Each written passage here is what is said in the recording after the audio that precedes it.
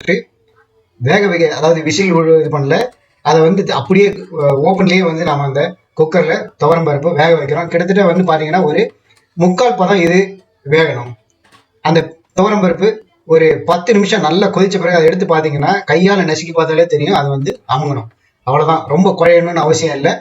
3/4 பதம் இந்த துவரம் பருப்பு வெந்திருந்தாலே போதும். அடுத்ததான் நம்ம வந்து இதில் காய்கறிகளை நறுக்கி வச்சிருக்கிற காய்கறிகள் ஒவ்வொன்றா நம்ம வந்து இதில் ஆட் பண்ணணும். அந்த பதத்திலேயே நம்ம வந்து இந்த காய்கறிகள்லாம் வந்து இதில் ஆட் பண்ணிக்கலாம். இப்போ முதல்ல கத்திரிக்காய், தக்காளி, முருங்கைக்காய், வெங்காயம், உருளைக்கிழங்கு, நறுக்கி வச்சிருக்கிற எல்லா காய்கறிகளையும் நான் இந்த குக்கருக்குள்ளே போட்டுறேன். இந்த நல்லா ஞாபகம் வச்சுக்கோங்க, இந்த துவரம் பருப்பு ஒரு 3/4 பதம் வெந்திருந்தால் போதும். 1 ஸ்பூன் அளவுக்கு மஞ்சள் தூள் ஆட் பண்ணிக்காங்க. அடுத்ததாக 2 ஸ்பூன் அளவுக்கு கல்லுப்பு ஆட் பண்ணிக்காங்க. சாம்பார் தூள் ஒரு 1.5 ஸ்பூன் அளவுக்கு ஆட் பண்ணிக்காங்க. 7 பேர் சாப்பிடக்கூடிய அளவுக்கு நம்ம தயார் செய்யணும். அதனால ஒரு 2 ஸ்பூன் அளவுக்கு கல்லுப்பும் 1.5 ஸ்பூன் அளவுக்கு சாம்பார் தூளும் ஆட் பண்ணிக்கோங்க. அதை நல்ல ஒரு கிளறி விட்டுட்டு குக்கரை மூடி வச்சிருங்க.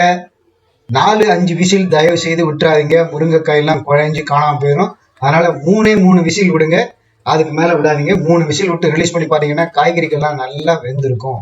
குழஞ்சிருக்காது, ஆனால் நல்லா வெந்திருக்கும். இப்போ நம்ம அடிவட்ட இதை வந்து ஒரு கிளறி பார்த்தாலே தெரியும், பருப்பெல்லாம் நல்லாவே வெந்திருக்கும். இப்போ ஒரு கிளறிட்டு நம்ம வந்து ஏற்கனவே முதல்ல புளி கரைச்சி ரெடியாக எடுத்து வச்சிருக்கோம். ஒரு எலுமிச்சம்பழம் அளவுக்கு புளி தண்ணீர் கரைச்சி வச்சிருக்கோம். அதையும் இதில் நம்ம வந்து கொட்டிட்டு கொஞ்சமாக பெருங்காயத்தூள் ஆட் பண்ணுங்க. பெருங்காயத்தூளை ஆட் பண்ணிட்டு மேலும் ஒரு 10 நிமிஷம் அடுப்பை நல்லா பெருசாக வச்சுட்டு கொதிக்க வச்சிட்டிங்கன்னா போகிறோம். இந்த சாம்பார், முருங்கைக்காய் சாம்பார், முக்கியமாக பிராமின் வீடுகளில், ஐயர் வீடுகளில் செய்யக்கூடிய முருங்கைக்காய் சாம்பார் இதே மாதிரி தான் இருக்கும். செம டேஸ்ட்டாக இருக்கும். இது வந்து நீங்கள் 7 பேர் அளவுக்கு வீட்டில் சாப்பிடலாம். இட்லி, தோசைக்கு மட்டும் இல்லாமல் ஒயிட் ரைஸுக்கு சாப்பிட்றதுக்கு நல்லா இருக்கும். சுட சாத்தில் நல்ல நெய் விட்டு இந்த சாம்பாரை ஊற்றி அதில் அப்பளமும் போட்டு தொட்டு சாப்பிட்டீங்க அப்படின்னா செம டேஸ்ட்டாக இருக்கும்.